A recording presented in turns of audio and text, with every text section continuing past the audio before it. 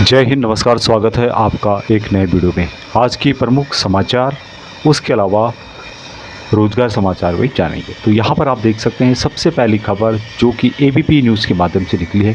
8th पे commission सरकार बनने के बाद अब 8वें वेतन आयोग की तैयारी। 8वें वेतन आयोग की तैयारी इसलिए क्योंकि एनडीए की सरकार यहाँ पर बनी है। नेशनल डेमोक्रेटिक जो अलायंस है एनडीए, उसकी सरकार बनी है। यदि बीजेपी की सरकार बनती तो शायद उम्मीद ना होती, तो इसलिए यहाँ पर उम्मीद सरकारी कर्मचारियों ने रखी है। यहाँ पर आप देख सकते हैं लोकसभा चुनाव के बाद प्रधानमंत्री नरेंद्र मोदी ने तीसरी बार देश के प्रधानमंत्री के तौर पर शपथ ली है। उसके साथ नई सरकार के मंत्रियों ने भी शपथ ग्रहण कर ली है। अब देश में 8वें वेतन आयोग को लेकर के चर्चा शुरू हो गई है। 8वां वेतन आयोग जनवरी 2026 से लागू होने की संभावना है। केंद्र सरकार हर 10 साल में नया वेतन आयोग लागू करती है। जनवरी 2016 में 7वां वेतन आयोग लागू हुआ था। ऐसे में नई सरकार अगले वेतन आयोग की तैयारी जल्द ही शुरू कर सकती है। नई सरकार जल्द ले सकती है फैसला। हालांकि 8वें वेतन आयोग के गठन और कार्यान्वयन के संबंध में सरकार ने अभी तक कोई औपचारिक घोषणा नहीं की है।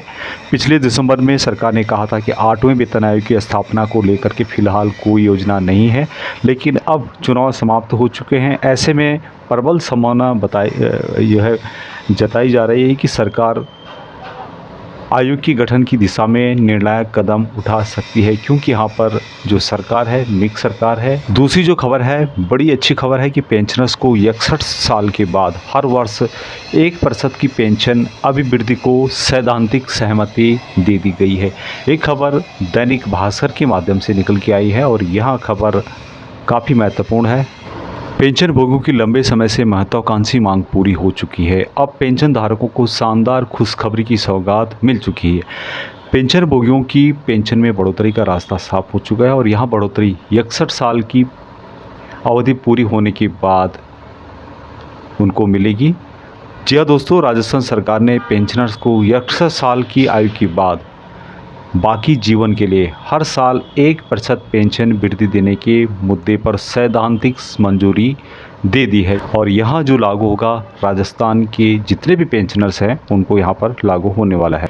यानी यहाँ पे जो बढ़ोतरी होगी, 61 साल पूरी होने पर 1% पेंशन बढ़ोतरी, 62 साल में 2%, 63 साल में 3% और 64 साल में 4%, उसी तरह से 65 साल होने पर 5% पेंशन की बढ़ोतरी होगी।